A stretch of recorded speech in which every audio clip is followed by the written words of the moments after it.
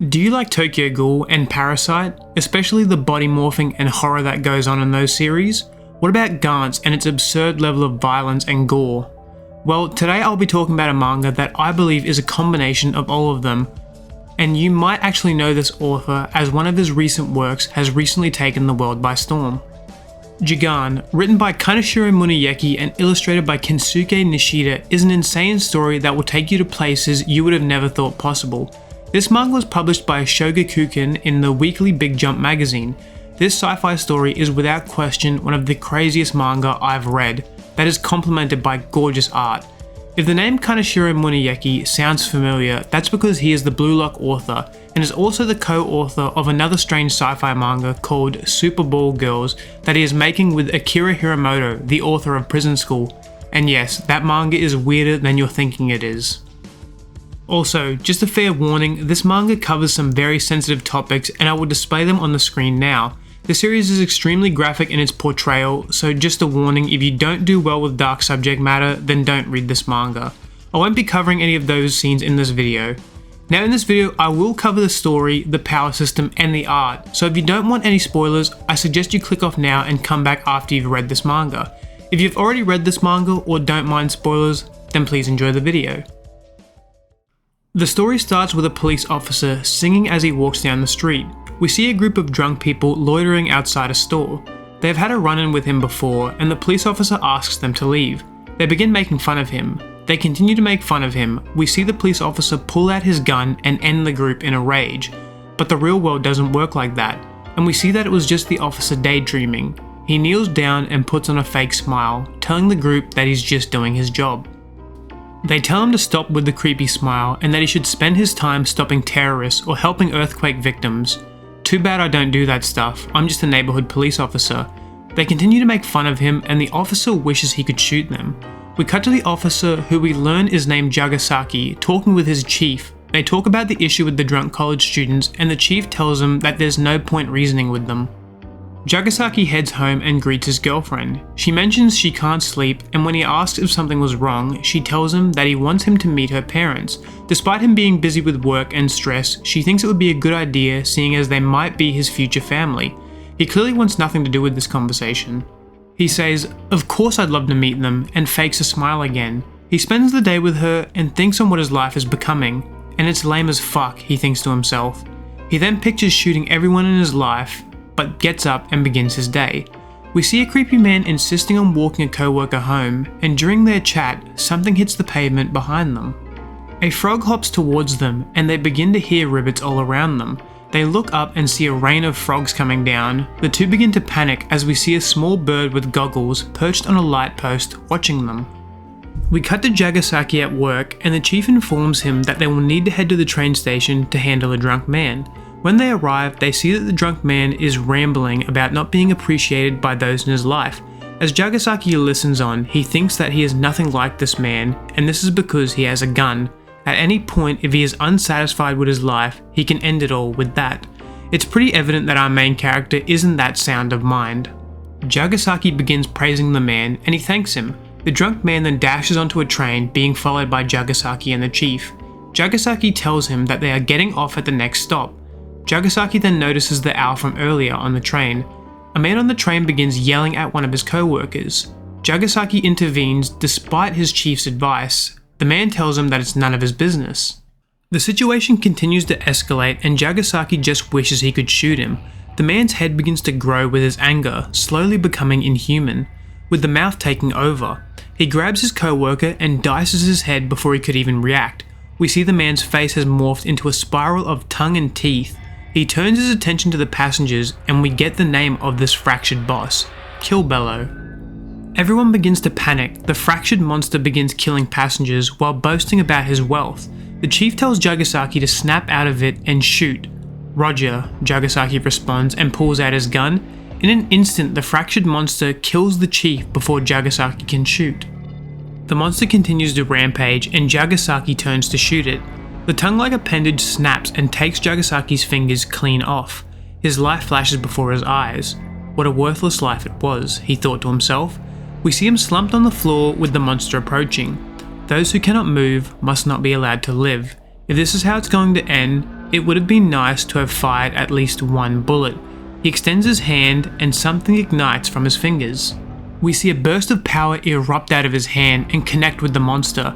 The power flows into its stomach, it explodes and pieces of him fly everywhere. Jagaaaaaan is shocked as he looks down and sees his arm as completely morphed into some strange gun-like appendage. Hoo, not too shabby, Shintaro Jagaaaaaan, the owl from earlier says.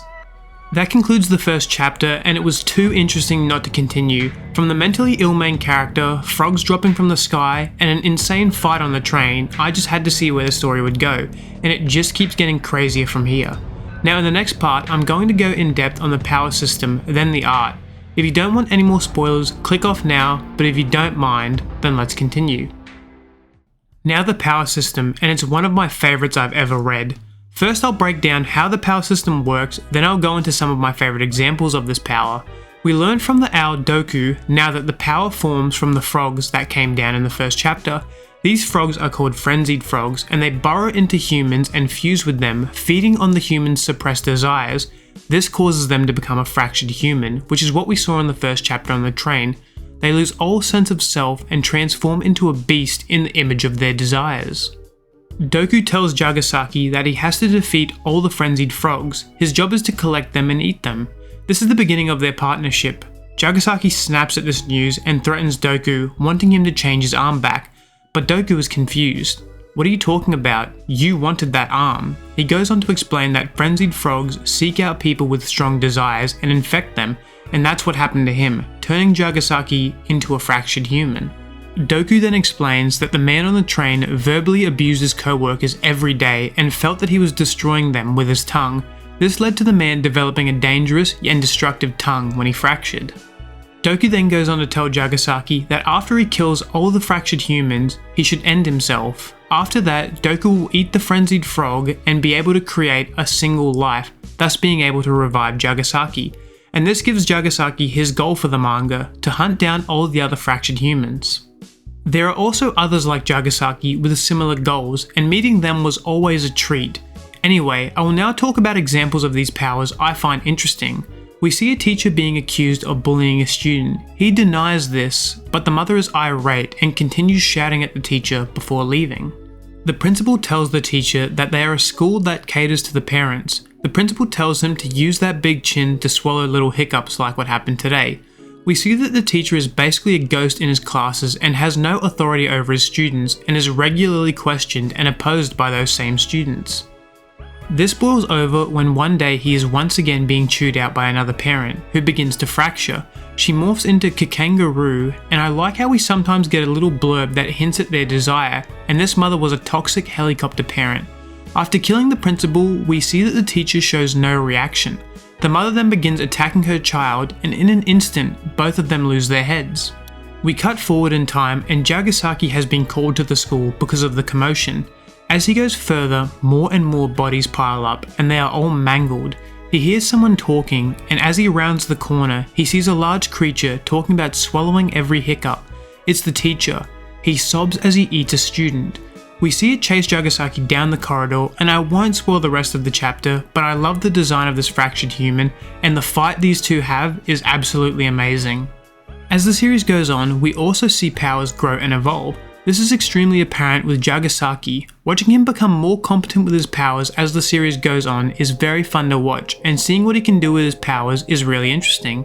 But like real life, people's desires and goals can shift and change, and this can cause a changing in how a power works. But if a fractured person doesn't have a clear desire anymore, then that can cause problems for the fractured human. We see this with Jagaaaaaan when he starts a relationship with a character named Belle. She works as a police officer with Jagaaaaaan, and as their relationship progresses, Jagaaaaaan begins to lose his desire to be a hero, and this has dire consequences, causing Jagaaaaaan to not be able to shoot his arm at a crucial time. I absolutely love this, that the powers are so closely intertwined with the user's mental state, that a shift in their life can cause issues and evolutions with their powers. Honestly, I could go on for days talking about Jagaaaaan's power system, and if you would like to see a video of me doing a deep dive on the series' power system, then let me know in the comment section. The other fractured humans in this series are all fascinating, with individuals using their powers to further their political careers and achieve celebrity status, as well as other things. It's definitely my favourite aspect of the story. I'm barely scratching the surface with the various powers and interesting characters we see throughout the series. The art in this series is unbelievable. Genuinely, it has some of the best art I've seen in manga. The designs of the fractured humans are amazing, whether it's Jagaaaaaan and his arm morphing and killing fractured humans, or one of the many amazing designs of the others.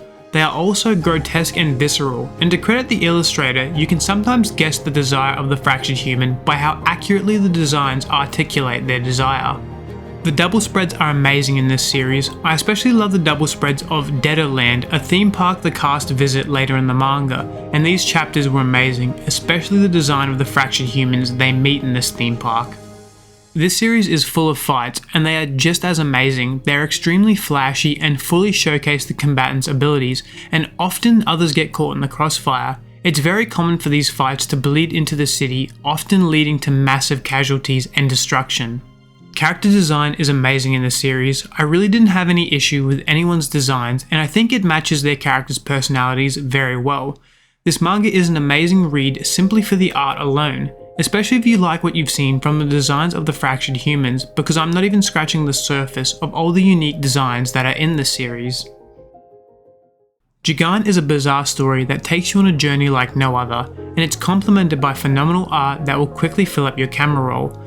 Let me know if you would like to see future videos about this series, as it's one of my favourites, and I hope I've convinced some of you to try this manga after this video. It really ticks a lot of boxes, whether you're a sci-fi fan or a horror fan, or someone who just loves crazy action scenes. This story definitely has something for you.